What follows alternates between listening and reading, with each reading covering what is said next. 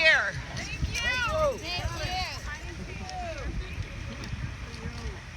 I want to start off by reading something that you may not have heard. This just came out the other day in the Journal of the American Institute of Biological Sciences, and I quote, "Scientists have a moral obligation to clearly warn humanity of any catastrophic threat and to tell it like it is. On the basis of this obligation, we declare, with more than 11,000 scientist signatories from around the world, clearly and unequivocally that planet Earth is facing a climate emergency." This is a climate emergency. That's why we are here, to join the student climate strikers in their efforts to rouse more and more people to the urgency of the climate crisis and the need for activism on an unprecedented scale. So thank you for being here. We cannot leave it to the young people to fight this fight for their future by themselves. Yes. Right? Today we're focusing on war, military, and the climate crisis. The Iraq War was largely fought for fossil fuel, and it created ongoing social, political, and health instability, which Iraqis are still paying for. That war also destroyed a lot of Iraq's environment. And it is that war for military power and oil which created ISIS. And ISIS, in turn, is bankrolled by fossil fuel. The entire war against terrorism is a war largely about fossil fuel. Al-Qaeda bombed the U.S. on 9/11 because U.S. troops had been stationed in their countries for decades, mostly to guard oil, including on some of their sacred sites.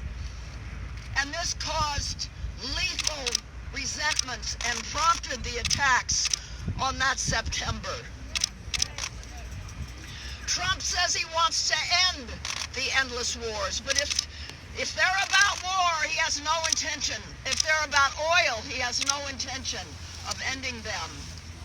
He betrayed our Kurdish allies, leaving them vulnerable to Turkish attacks, even while he sent our troops back into Syria to protect oil. The climate species are being killed because of oil. And in case you didn't know, the Pentagon is the biggest institutional user of fossil fuel in the world. The military has released 1.2 billion metric tons of greenhouse gases since the start of the global war on terror in 2001. So the climate movement needs to see itself as a peace movement. Think about that. The climate movement is a peace movement. Because to stop wars is to stop the fossil fuel industry. And to stop the fossil fuel industry is to stop war. So let's cut our bloated military budget and demand that public funds be divested from the war machine and use that money to fund a Green New Deal and health care and education. Yes! We have the most exciting roster of speakers right now who are going to flesh out for you the connection between war, military, and climate change.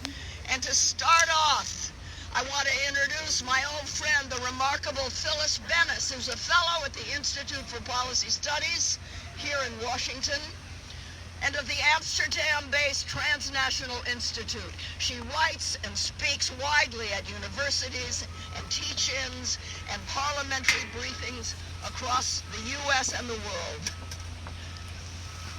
also works with Reverend William Barber and the Poor People's Campaign on military weapons. So please welcome Phyllis Bennett.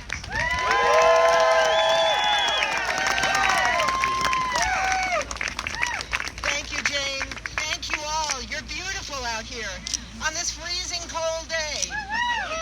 We're not going to have a lot of cold days left as global warming kicks in.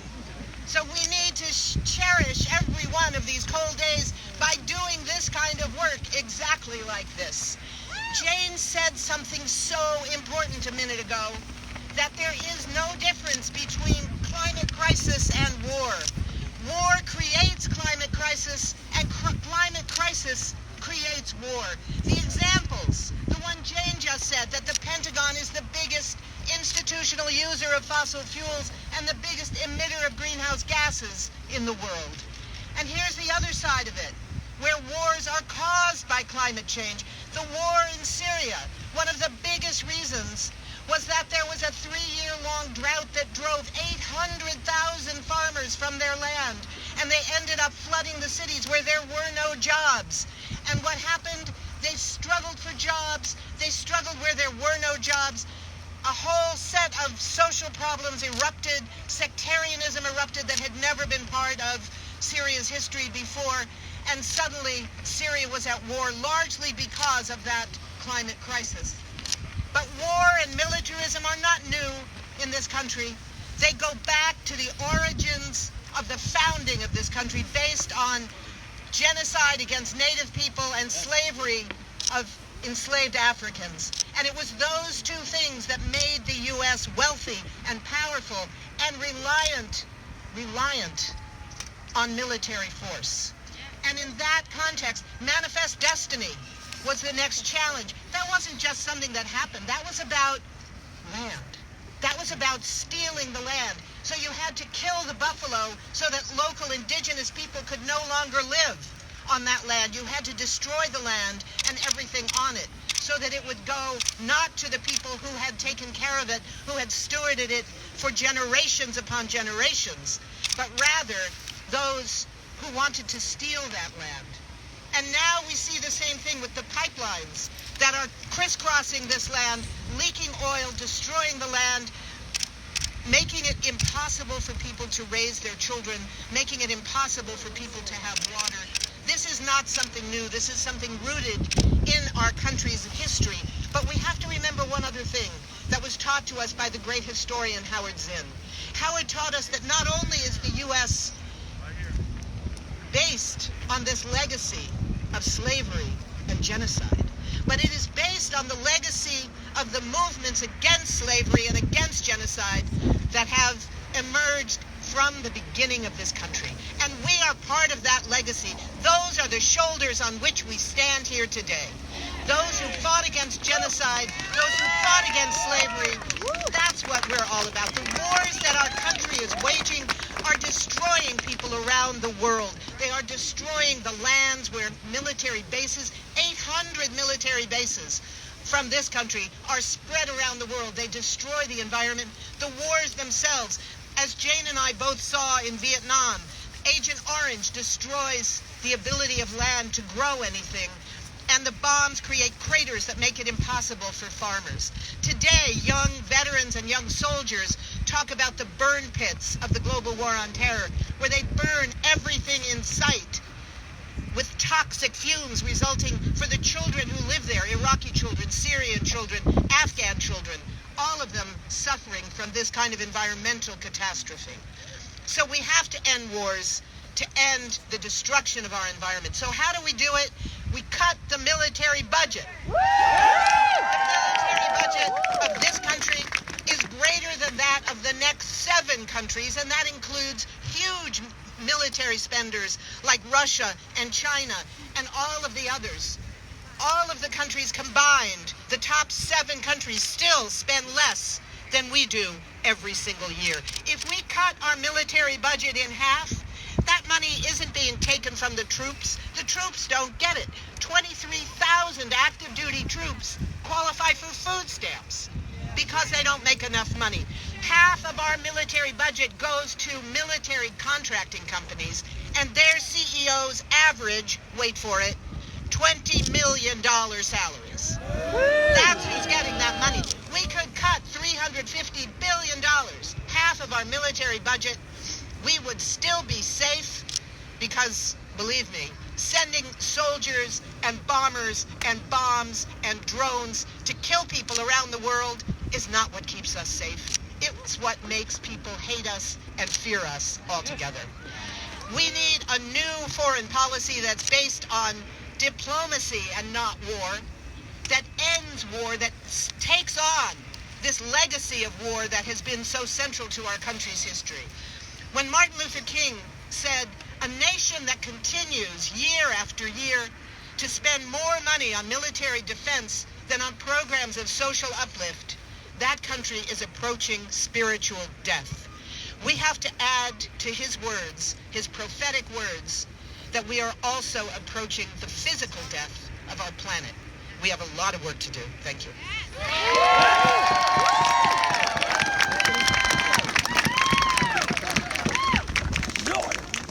Now you're going to meet somebody that I just met, and I'm really, really impressed with her, Crystal Tubols.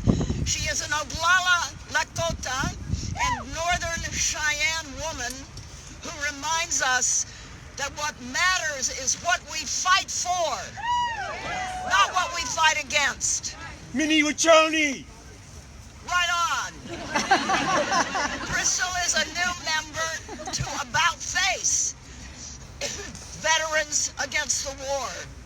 She joined About Face in 2018, and I want to acknowledge the large presence of veterans are here. Thank you. Thank you.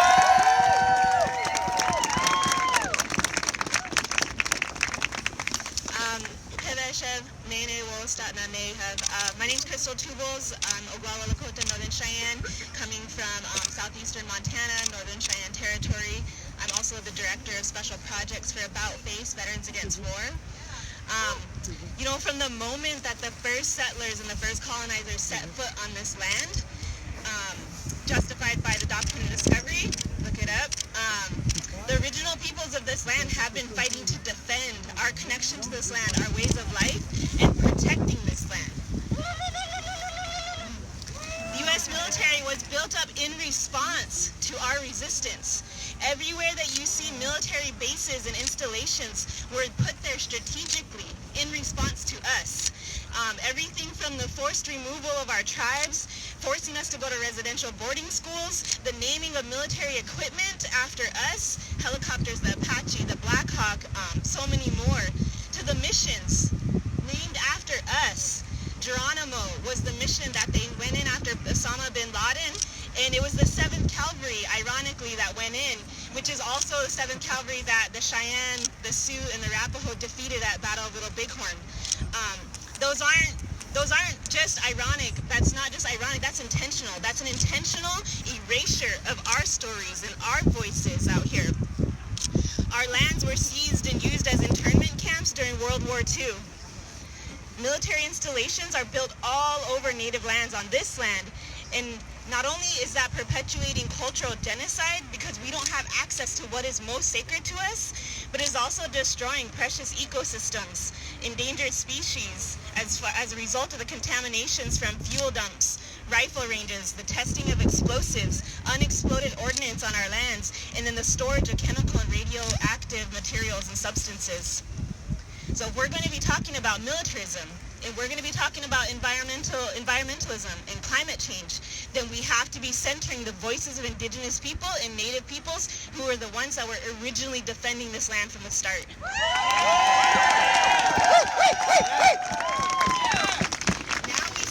Now we see the U.S. military being used not only for colonialism.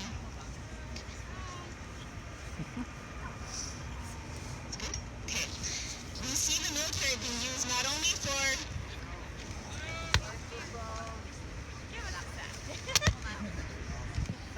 okay. All right, we're good? You hear me? Okay. All right. Like I was saying, not only was the U.S. military used for colonialism, but now we're seeing it used for imperialism. as a tool of imperialism for an empire to uphold oil. Through endless wars, we've been killing, dying, and polluting to ensure our access to the same toxic resource most responsible for climate disruption, oil. And the U.S. military is complicit in this climate change. It's, as we heard from Phyllis, all of the facts, but it's also the largest polluter in the world. Currently, there's 130 different Superfund sites that exist on military installations. She talked about the burn pits that exist. So not only were local communities impacted by that, but our own veterans, our own soldiers were impacted by that as well. And the very people defending these places and these locations are the ones that are being murdered, are the ones that are being disappeared, are the ones that are being criminalized. And the state continues to use these private forces and to use the U.S. military and other state military forces to uphold private projects and the rights of corporations over the rights of people. And no more desecrating our sacred sites. No more polluting our waters. No more raping our Mother Earth. No more endless wars. We should all be looking to our relatives in Hawaii, the occupied state of the Hawaiian Kingdom. Right now, they're actually leading the fight in their resistance camp and rebuilding and reestablishing their traditional way of life by occupying and protecting Mauna Kea. I don't have all the answers, but I do know that I can provide some seeds that we can plant and start to grow together.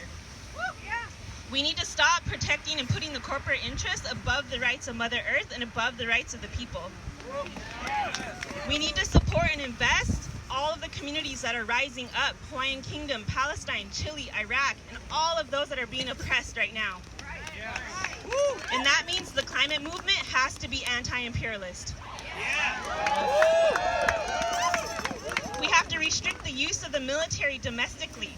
Every major movement that built traction on these lands had the U.S. military called on them and deployed on them to combat that.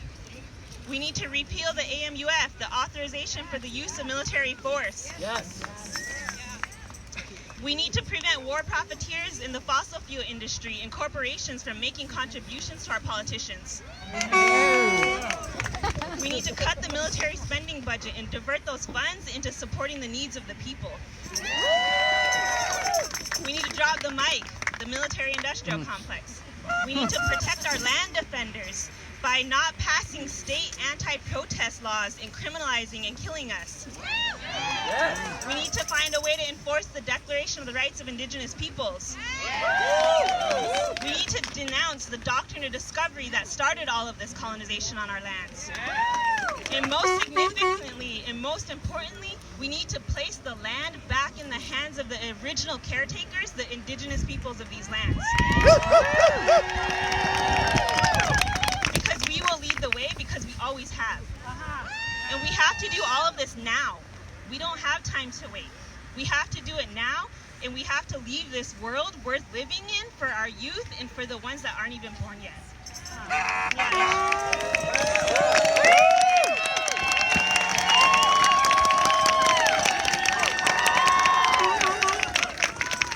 Thank you, Crystal. And now, I'm going to introduce, if I can get this higher up, Ben Cohen and Jerry Greenfield, entrepreneurs, activists, philanthropists, and co-founders of the ice cream company Ben and Jerry.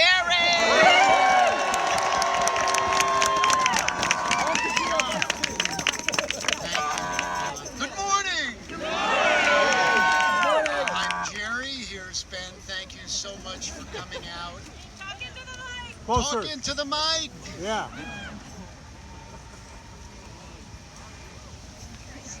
Oh yeah, that's so much better.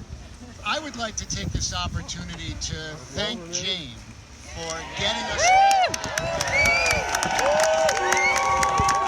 for using her platform and most incredibly for putting her body on the line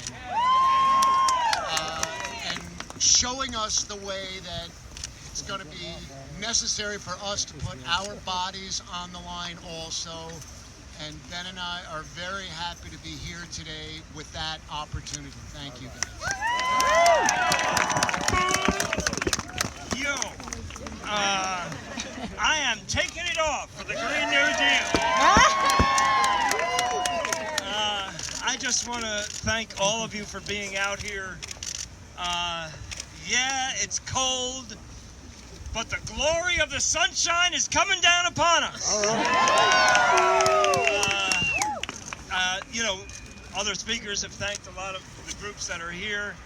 I'm also thankful, and I'm seeing that there's a contingent from Time's Up, an amazing environmental group that's been working for justice for as long as I can remember.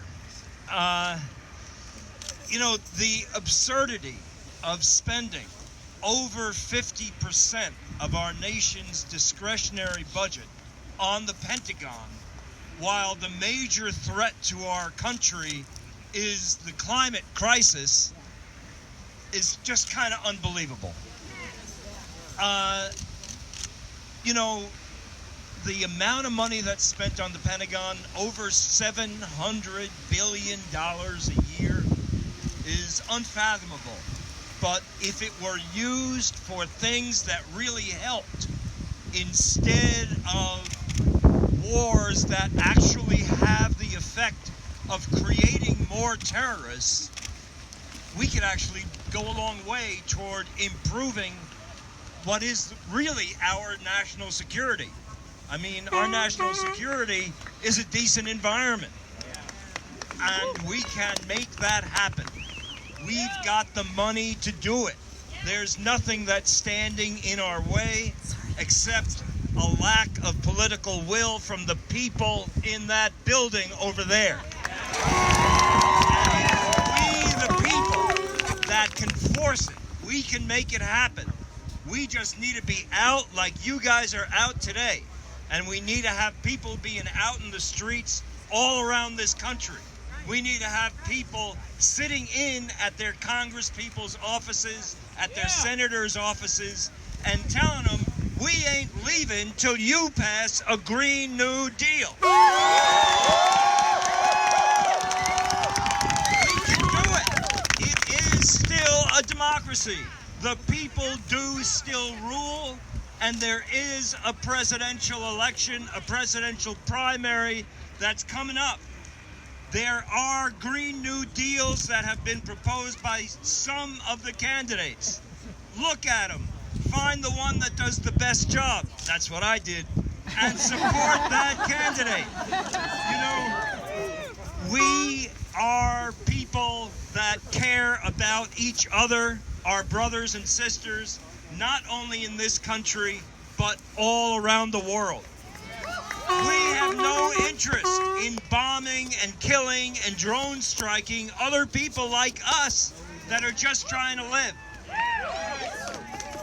We can, the new president, the next president of the United States, can turn this around. That president can use their power to unite the world against a common enemy, which is climate change, instead of wasting all of our resources on killing each other.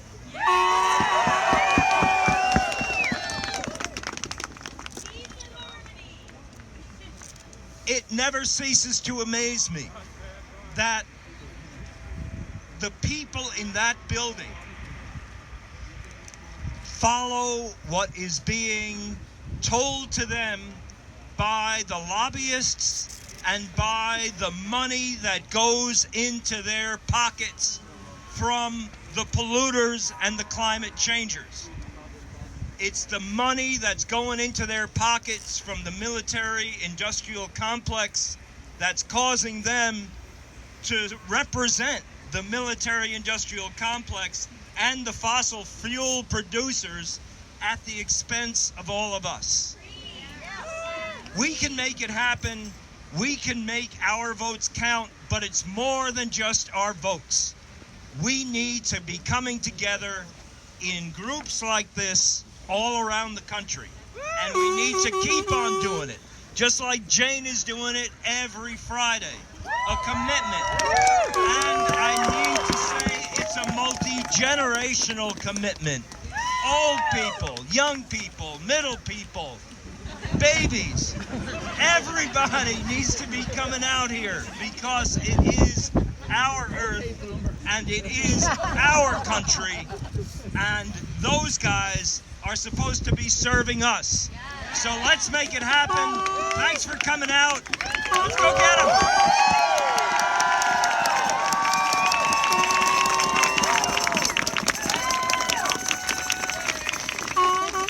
Now you know why their ice cream tastes so good.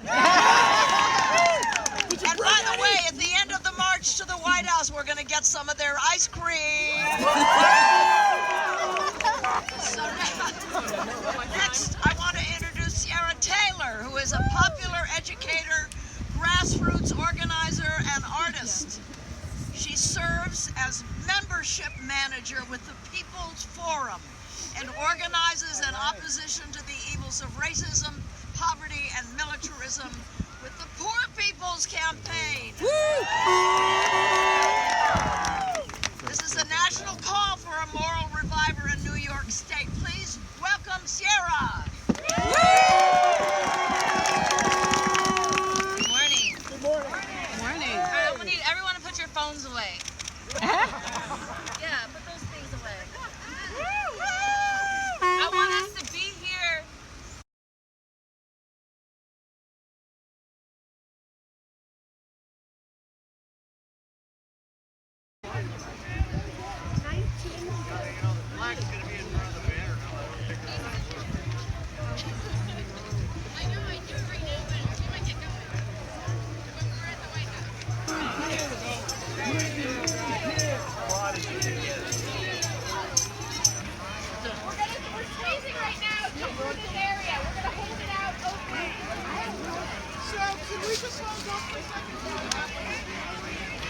Jamie needs a bullhorn.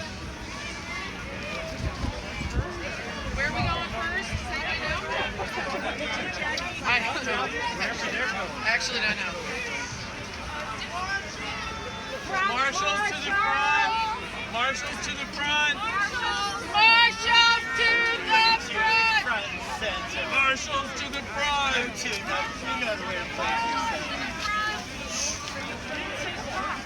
You work for the stars.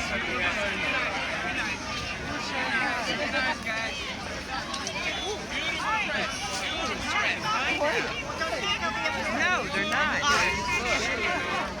That's why I wanted to be up there. Now we're not going to be able to see. Want to go back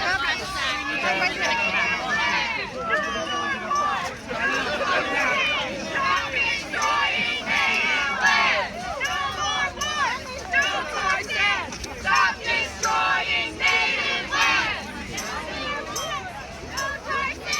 Stop destroying native land! No more war! No Tarzan! Stop destroying native land! Every time you start, they stop. The Solutions Project! Veterans for Peace! Bernie Sanders! Bernie! Bernie! We're following you guys.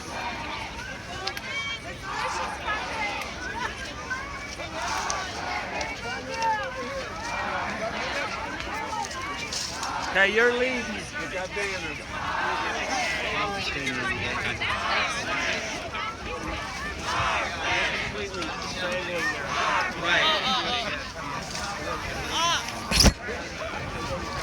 This is crazy. I was actually.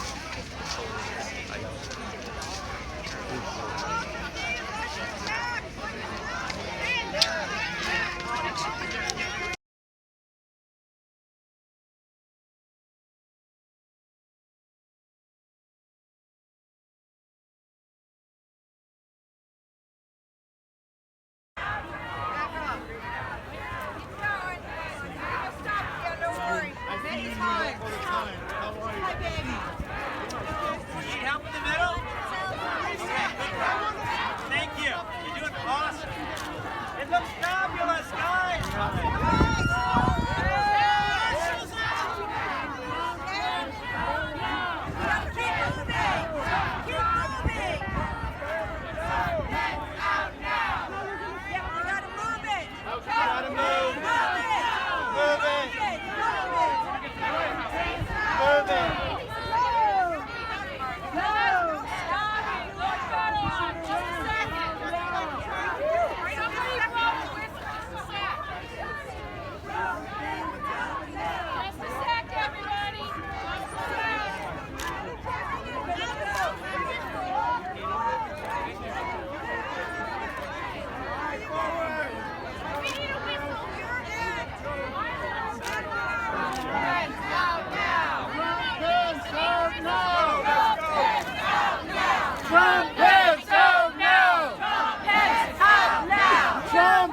Pence out now! Trump Pence out now! Trump Pence out now! Trump Pence out now! Trump Pence out now!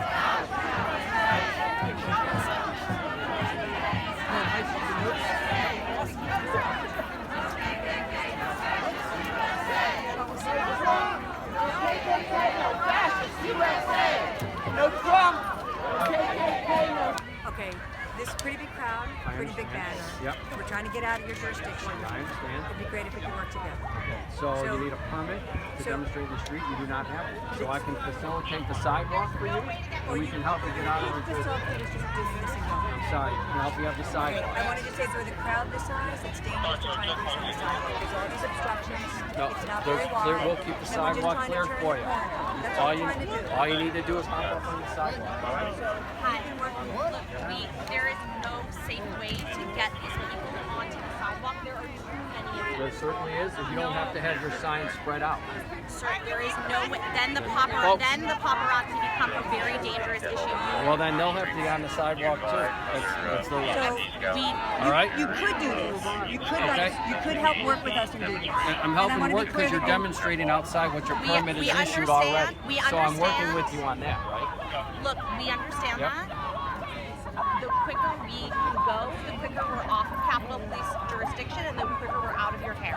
I understand, but you can have everyone get up on the sidewalk. No, all right? there is no safe way to do that. Everyone gets to the sidewalk.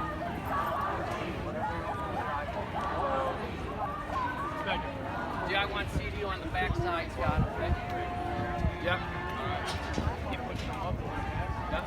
No, put CDU Eles só behind mandam that. eles saírem da Start rua. Se giving eles não forem warning. pra calçada, eles vão presos. E eles não vêm.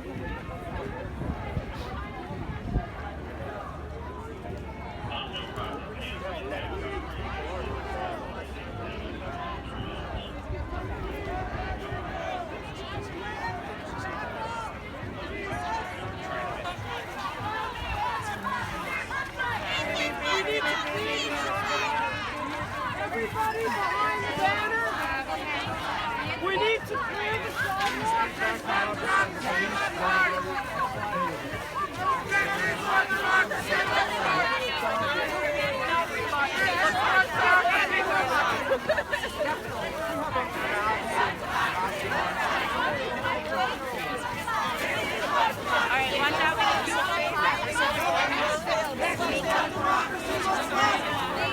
This is what democracy looks like! This is what democracy looks like! Tell me what democracy looks like! This is what democracy looks like! Tell me what democracy looks like! This is what democracy looks like! This is what democracy looks like! This is what democracy looks like! This is what democracy looks like! People are unstoppable! Another world is possible! People are unstoppable! Another world is possible! People are unstoppable! Another world is possible! People are unstoppable! Another world is possible! People are unstoppable! Another world is possible! I didn't see her at all. People are unstoppable! You didn't miss her.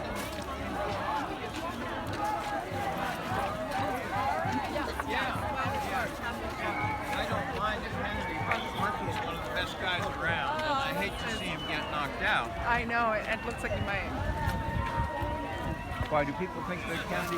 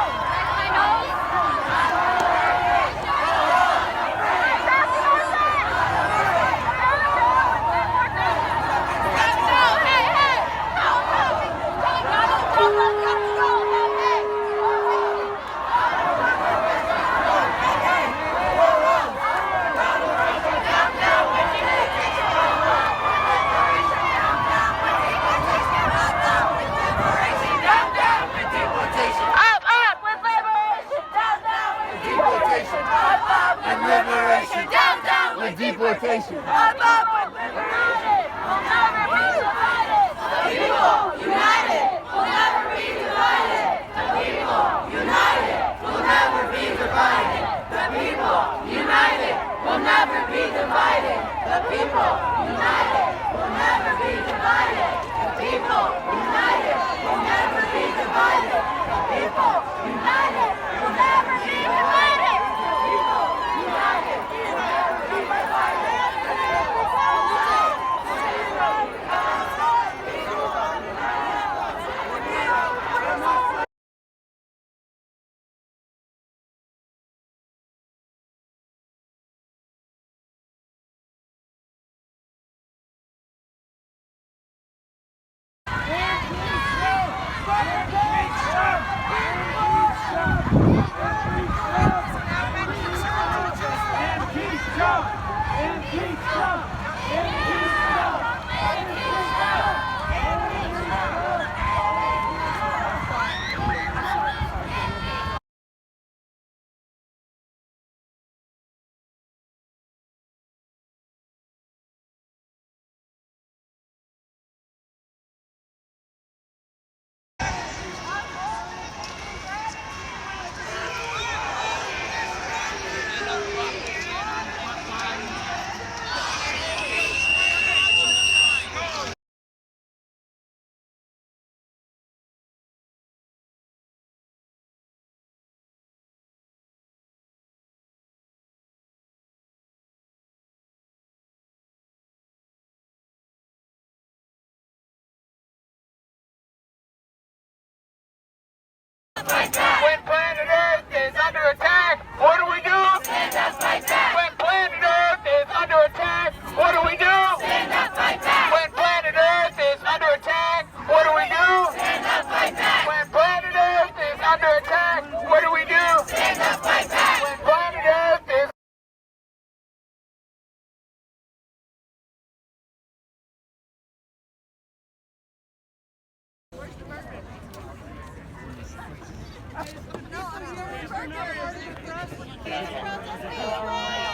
Protest we win, speak for us.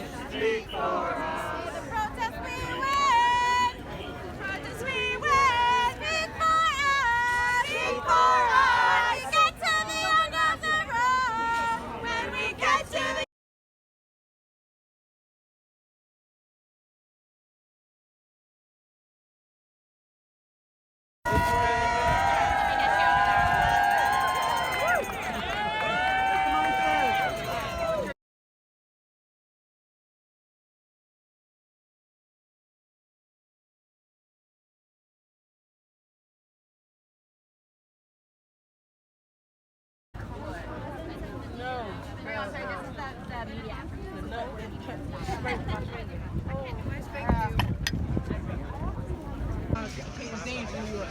Thank you. Hi. Can I get the caramel as well, please? I heard. Yeah.